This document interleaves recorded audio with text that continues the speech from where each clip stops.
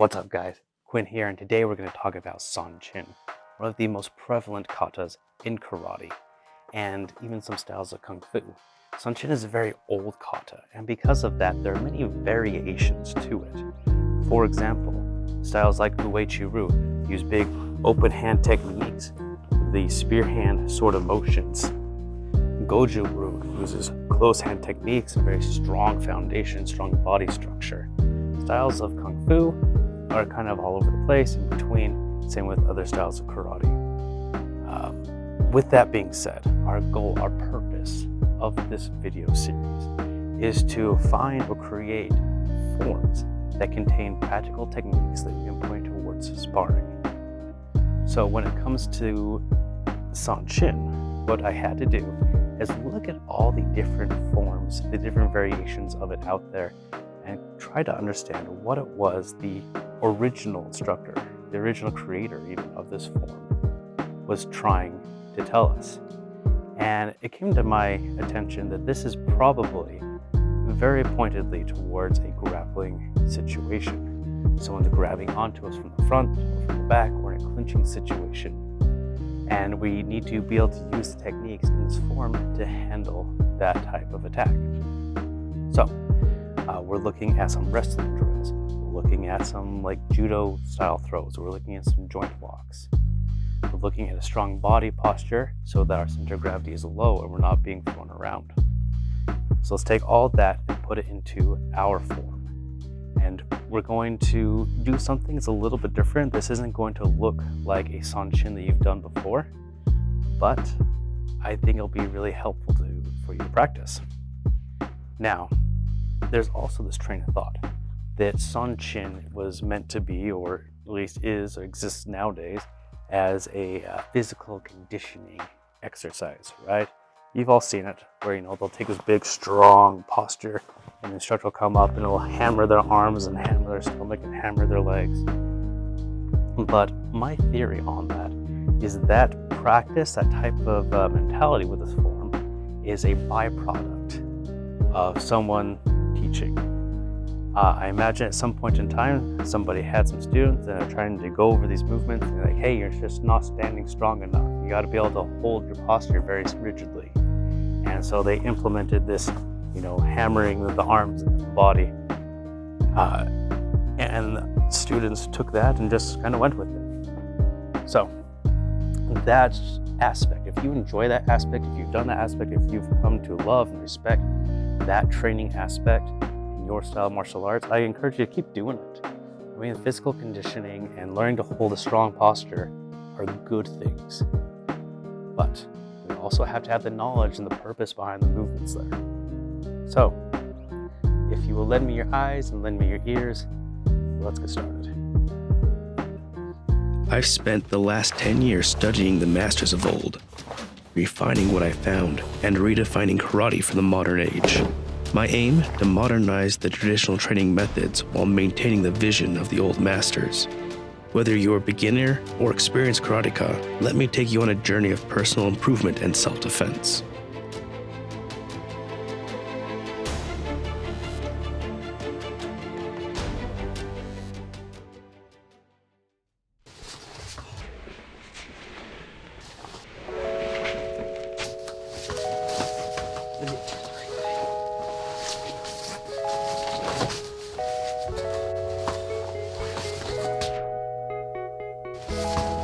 The first technique we're going to look at is the cutaway drill. This is a defense against a rear bear hug. So someone has come up behind us and grabbed us around the midriff here, probably in an attempt to pick us up and throw us to the ground. So first thing we're going to do is we're going to sink our hips to the ground, and I'm going to lean back onto my opponent and I'm going to make them carry my body weight.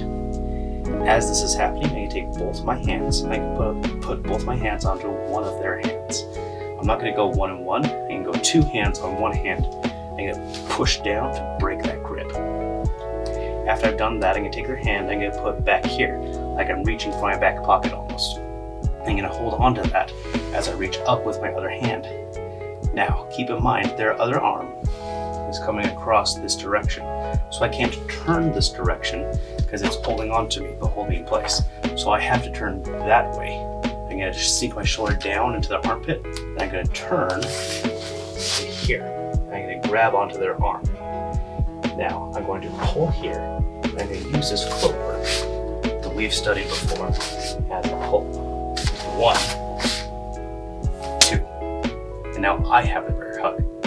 From here, you can lift them, you can throw them, any number of interesting things. Let's take a look again from this direction. So here comes that bear hug around the midriff here. I'm going to sink down. I can take both my hands. I'm going to attack one hand here. I'm going to push down to break the grip. I'm going to take their left hand and my left hand and put it back here in my pocket. Right hand comes in the air. Turn in this direction to here. And grab onto the arm. Pull as I step. 1, 2. Lift, and then we do a throw. That is the cutaway or cutoff drill. 2, 3, 4. Elbow. Keep contact. Here. Boom. Or boom. There. The next technique that we're going to look at is similar to the first. We have a bear hug from behind, but this time instead of going around the ribs, we're going to go over the top of the arms. So let's come up behind us with one of these movements and are trying to immobilize us. So like before, we're going to drop our body weight. This time, instead of leaning backwards, we're going to lean forwards to prevent them from picking us up and throwing us. So we're going to roll our shoulders forward, tuck the chin, and shoot my arms out here. This makes them have to reach over the top of us if they want to hold on to us. I'm trying to create space here between my body and their arms as I'm doing this. After we've done this, we'll reach up to the inside and grab onto their wrist. In the other hand, we'll step back, elbow into the ribs, or hammer fist to the groin. Now hopefully by this point, we've created enough space here that we're going to be able to lift this arm up. Again, 2 hands on one hand here. Give myself advantage. Let's not try to do one hand to muscle it, but 2 hands on one hand. So 1, 2. I'm going to step out underneath the arm here, and then you can do body shot there, or you can do an arm bar or an elbow break here. Let's take a look from this direction now. So bear hug comes up over the arms. I'm going to drop my body, arch my back, chin is down, hands are out. All one movement. Hand sneaks up to the inside, grabs onto the wrist, step back, elbow or hammer fist. I'm going to push up, hand push up, both hands, stepping underneath. Then we can go 1, or we can go 2. Either way, from here, we have the option now of doing one of these movements again and moving into a throw. I only have to trap. I only have to get one underhook here. The other hand is there. Turn. There we go. Push that hand straight down. Yep. There we go. I'm going to push his arm down and then come across. The last technique that we're going to look at is this position from form. And whether you do it with closed hands or with open hands or hands to the side, the idea is the same. We are working on a drill here that is pitting one person against another, fighting for an advantageous position. We're trying to get underhooks and move into a hip throw. Now, to start out, we're going to take that low, strong, sturdy Sanchin stance here. With my hips are low, knees are bent, my core is tight. I'm going to push out here to stop my opponent from advancing towards me. And as I do that, I'm then going to work up into this position with the hands sideways on the biceps, going for bicep control. Now, I'm going to pull a hand all the way back, and I'm going to shoot forward with the spear hand underneath the armpit to get that underhook established. Step forward, same thing, pull clear back so I can get into here. Underhook. Now, if while we're in this competition of strength, they decide to come up and grab me up here again, I'm going to come over the top and I'm going to break that grip.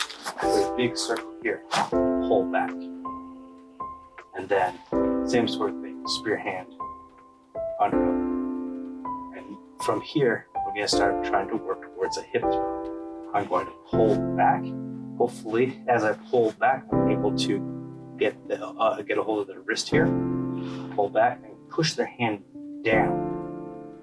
So hopefully, this is a weak position for them, right? Your arms are meant to move this direction really well, but they don't work as well. It's a lot harder to lift things straight up than it is to pull back, if you get what I'm saying. So I'm going to, should be able to push the hand down here, and then turn into them, underhook still established here, into the hip throw. Okay, moving into them, picking them up, and throw. Now let's look at it from this side. So I'm going to step back, push them away from me, establish bicep control. Pull back, spear hand underneath, one underhook, pull back, spear hand underneath, another underhook. They go to grab my bicep again. I'm going to break that grip, spear hand, underhook. And you totally could throw from here. I could just pick up and throw. But for the sake of the drill here, I'm going to reach back, I'm going to grab onto the wrist, push their wrist down. I'm going to turn, comes into them here, lift, and throw. And there we go. Whether you want to call that a pummeling drill or a grip, like a gripping drill or an underhook drill, this makes a fantastic exercise with a partner. It's set up almost a sparring sort of situation, but instead of punching or kicking your opponent, you're fighting for the underhook in the advantageous position. So give that a shot. Let me know what you think. Let me know what you think about all these drills, all these exercises. And until next time, sayonara.